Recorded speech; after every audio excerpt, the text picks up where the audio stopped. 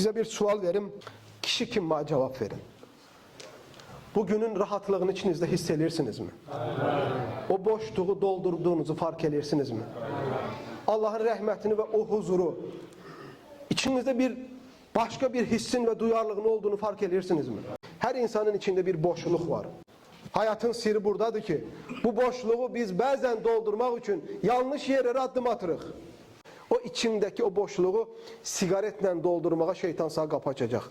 Ve daha ileride narkotikle sen bu boşluğu doldurmağa çalışacaksan. Daha ileride içki içmekle, daha ileride ahlaksızlıklara yol vermekle.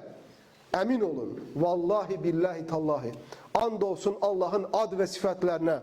Hayatınız boyu ağzınıza gelen, elinizden gelen ne hansı günah etseniz asla içinizdeki o boşluğu doldurabilmeyeceksiniz. O boşluk eksik kalacak.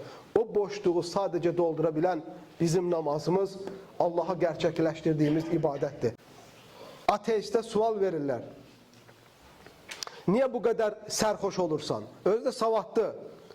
Dünyavi elimler üzerinde profesör bir adama. Bu kadar icadın var, o var, bu var. Ama niye devamlı serhoşsan? Çünkü devamlı ağlımda olan, kalbimde olan bir boşluk var. Özümü aldatmak için ben bu şeye el atıram. İçimde devamlı bir ses var. Sen niye yaradılmışsan? Sen niye yaradılmışsan?